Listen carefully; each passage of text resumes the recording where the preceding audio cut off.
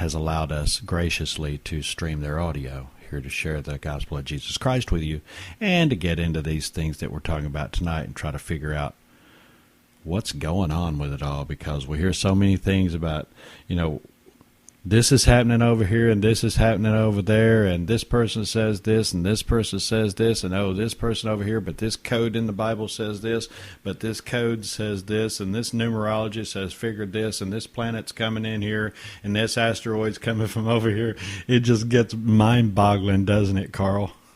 Yeah, it's really hard to keep track of what's what and how they figure that. Most people don't know how to do any of that stuff, and it's really hard on them, and they somewhat feel left out, because if they try to listen to some of these conversations, it's just right over the top of their head, and they're like, what in the world are they talking about? Even though they have a desire to know what you're talking about and follow along, all of us, I think, innately somehow have a desire to know what's to come. I mean, you want to, you don't want to necessarily foresee the future, but there's a little bit of a need to know what's going to be coming up ahead, just so you can prepare, or just, that's right. That's the way you're built. You've got that feeling inside. Well, we have to know if there's a heavy rain coming or something, so we can protect our seedlings. We have to know what we have to do. We have to know that you're right. And we're talking about spiritually also, not just physically. We have to know what's coming spiritually. And I think this is we see a physical representation of a message that a private group of people funded that was erected on March the 22nd in 1980, as we stated on our last broadcast, for a reason. They went to a lot of trouble and a lot of expense to get this done. And they've, It just amazes me, brother. It really, really does, that there's these things that are right there. And I don't know why. I don't know why they feel it necessary that they have to talk in this coded kind of language, like they're really pulling something over on God, because they're not. I mean, that's the thing about it. They truly, we just talked about this Burj Khalifa, the tallest building in the world. To me, it is a prime example of the Tower of Babel. They went up higher than any man could ever attain to build a structure. It's even spiral built, just like the Tower of Babel would have been proposed to have been built in the design of it. This is like a shaking your fist at God and saying, okay, this is the age of reason now. We're not believing in you. We're going to do it without you. See what we can do. This is right back to Babel. I truly believe this is where we are in the timeline. And this was, go ahead. I was going to say, they think it's funny that, they say, God tore down the Tower of Babel, and, they immediately decide, hey, we're going to be able to rebuild this. He scatters us, mixes our language, and our goal for the next 2,000, 3,000, 4,000 years is going to be to get back to one language and rebuild a tower and become one nation, unfortunately not under God. You're exactly right. And just being in the same rebellion as they were at the time of Babel for building a city instead of scattering, just like you just said. So understanding, if we look back where this would be, everybody always asks me, Rendo, what about the biblical timeline? Where do you think we are in the biblical timeline? Well, I can tell you what season we're in. In 2010, they built this big tower in Dubai, and it's built to be just like the Tower of Babel. And we've got the Georgia Guidestones that's got the New World Order's 10 Commandments for rebuilding a world with only 5 million survivors in the age of reason. Understand that when they built this back in they started building this thing in 2004. And then they started building on September the 21st, 2004, as a matter of fact. And they completed it on October the 1st, 2009. That's 5 years. And then they opened it officially on the 4th of January, 2010. They finished it on the 1st of October, but they didn't open it until January the 4th, 2010.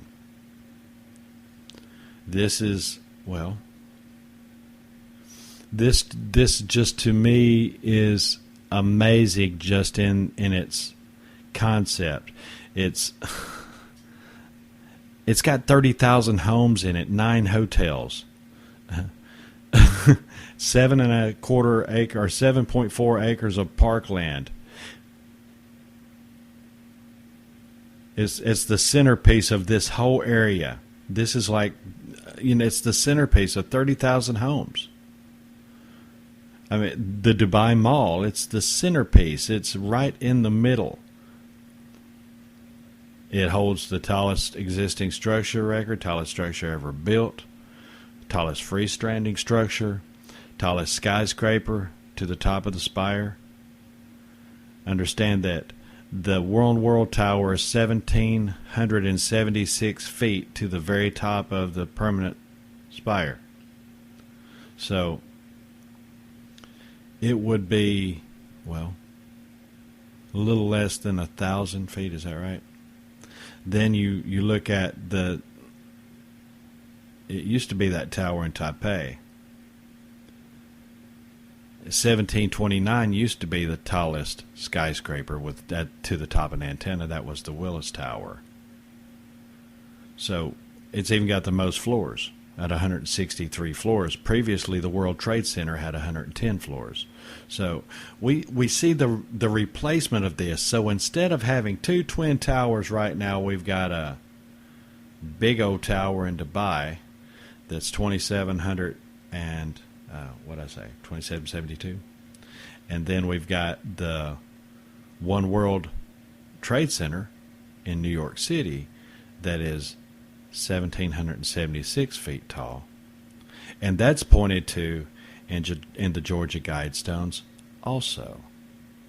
And as I studied back in, and I sent you some of this information a few days ago.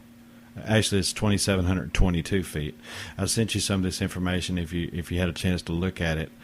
This goes back to 1776 with Thomas Paine, but even past that, there was the Solomon Group, Haim Solomon. Remember me sending you? Did you get a chance to look at that article or that information I sent you? I'm not sure. I'm not sure I got that. Let's talk about it. It's in your Skype, but.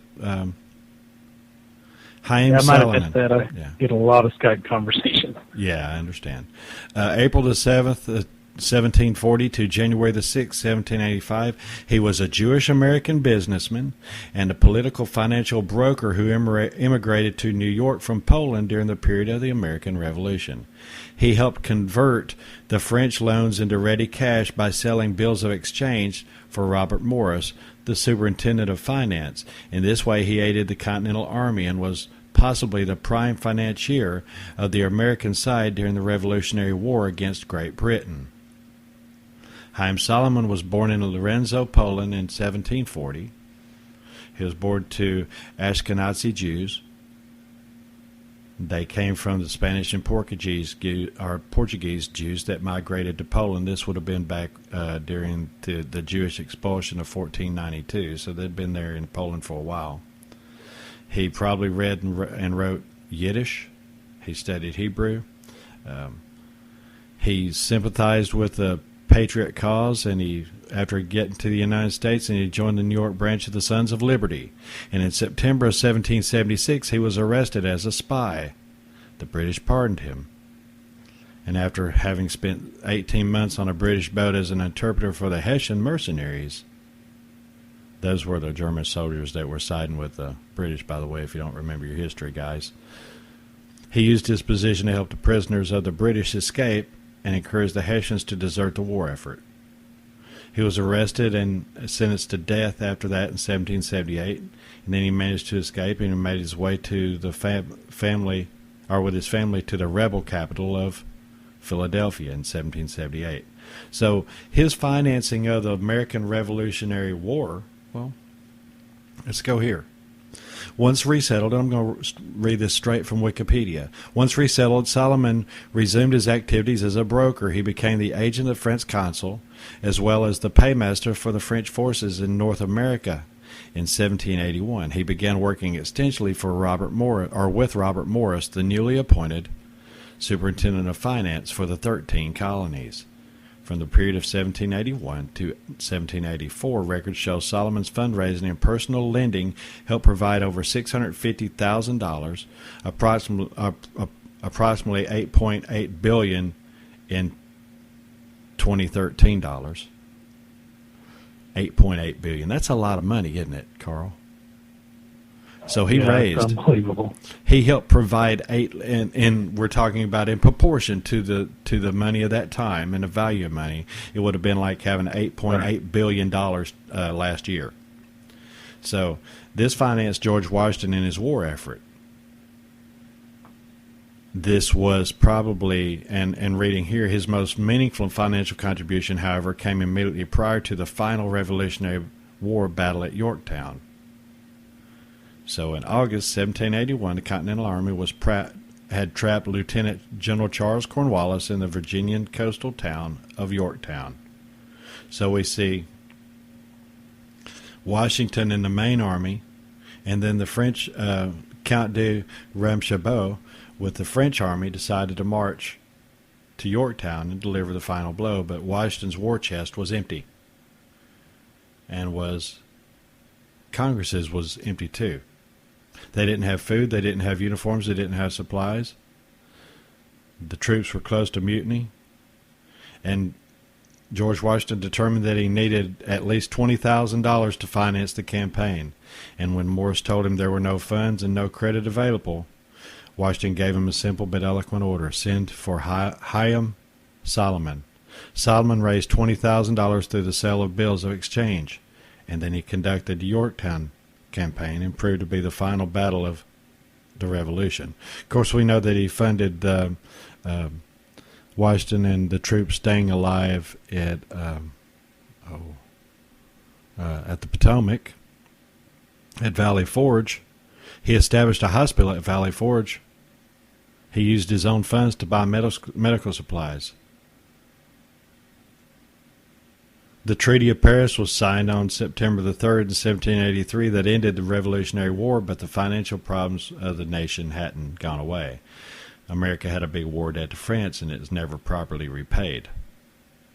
So that started the cascade of the events leading to the French Revolution. You understand how this is all tied together? The French and American revolutions are tied together through the Illuminati, right? Are you seeing this? Am I right. Just crazy here? This is exactly how I see it playing out. Nope, I think you're exactly right. And it's amazing that you can find those correlations, and it's not taught to you in history, because I didn't learn any of that in school. Well, understand that there's a marker, even, and we'll get back to more talking about Solomon, because this actually comes up to the Solomon Brothers and Building 7 of the World Trade Center in New York, but we'll get there in a little bit. There's a monument for Hiram Solomon. This is in Pennsylvania Historical Marker 44 on North 4th Street in Philadelphia. Isn't that amazing? Marker 44 on North 4th Street. So we see that Solomon was involved in Jewish community affairs, according to Wikipedia. He was a member of Congregation Mikveh Israel in Philadelphia. And in 1782 made the largest individual contribution toward the construction of its main building. In 1783 he was among the prominent Jews involved in a successful effort to have the Pennsylvania Council of Censors remove the religious test oath required for office holding under the state constitution. These test laws were originally written to disenfranchise the Quaker majority, because the Quakers objected to taking oaths at all.